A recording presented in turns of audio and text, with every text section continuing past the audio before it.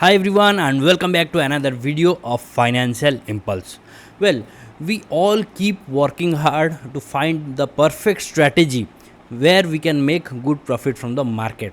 And let's say someone is able to develop a strategy where they are actually getting good profits, they are able to spot good entry points, but they are struggling to make profits.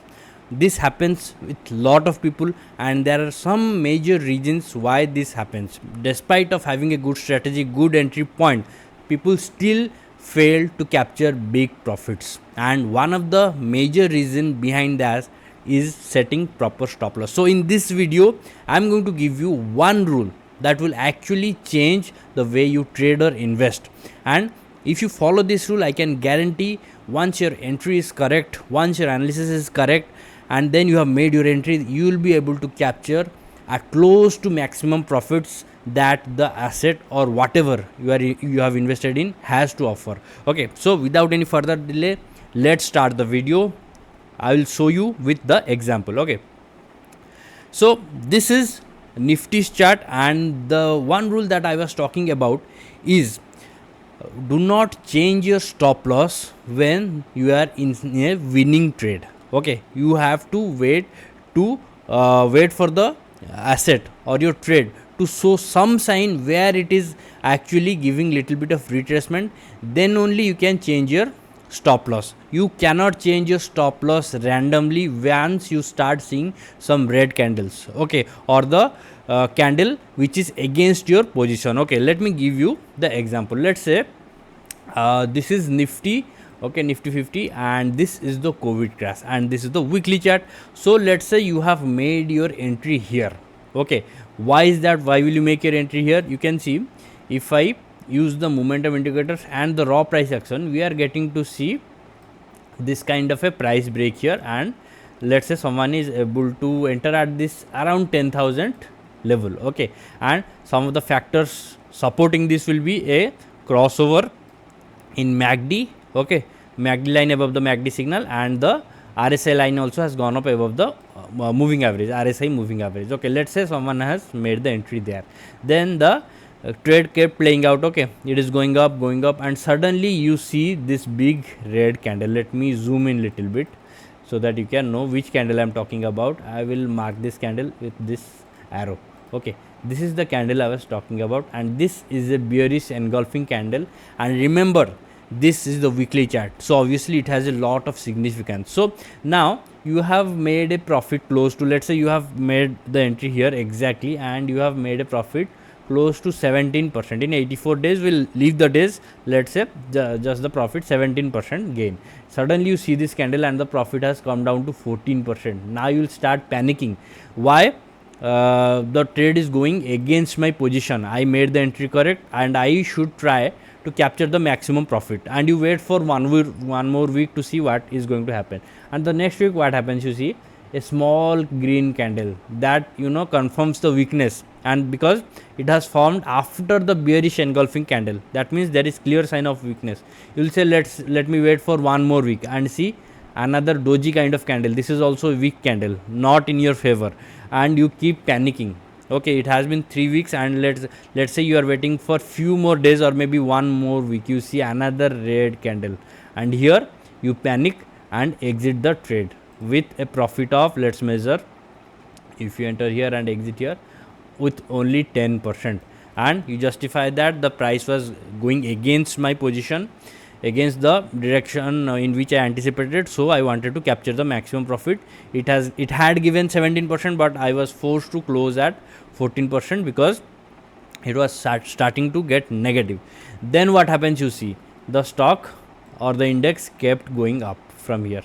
Okay, and if you measure from this level where it showed the weakness again, it will be, let's calculate the percentage from here to here, 43%. Okay, so how you could have prevented this? You see, let's say you are making an entry here, okay, in this point, then where will be your stop loss? It will obviously be here, because you can see the wick from the downside of the candle. And let's see if it has the support of any moving average. Okay, no, it does not have. Okay, and if I enable the 50 or 30, weeks moving average, it is giving a crossover here. So you are taking your entry before the crossover, it is fine. Okay, you have put your stop loss here. Now you do not have you have not put any take profit target, because this is a positional trade. In weekly chart it is a positional trade, and here you are panicking and selling. Now you see what happened here. The stock just gave a minor correction, and it did use the 14 EMA, okay, 14 weeks EMA as the support, and then it continue going up. Now let's say you are again seeing this big red candle and you are panicking. Okay, this is a very big one. Let's measure how much this is. Minus 5.13%, okay, in weekly time frame. So you are losing a lot of your profits. Now you'll start panicking again, and let's say if you did not sell here, you will definitely sell here. Okay, but then again what happened, you see one more big candle and the trend continued in its direction. Okay, and it continued, and if you see, it is still continuing. Even in 2026 it is continuing, although it has changed its trajectory. It is using some other moving average as its support, but still it is continuing.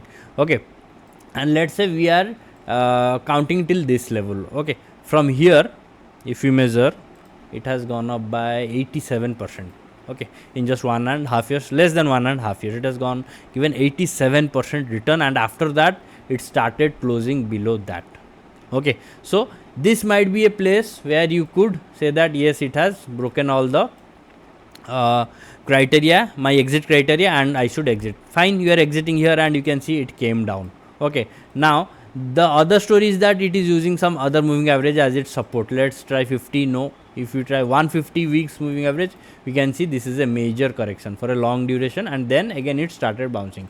Okay, so this region, yes, is a valid place where you could have exited, but if you are watching the price action daily or maybe weekly after the entry and randomly changing your stop loss or take profit target, then definitely you are going to enter into a loss, or you will not be able to capture the maximum profit. Here you saw that you just exited with 10% profit, but ultimately it gave 87% return. Okay, after it broke the minimum criteria that it should stay above 10 EMA or 14 EMA. Okay, this is the minimum criteria. So what I suggest is that whenever you are entering a trade, then and it is going in your direction, then stick with the stop loss that you have used initially and wait for the price action to touch any major moving average or form a structure.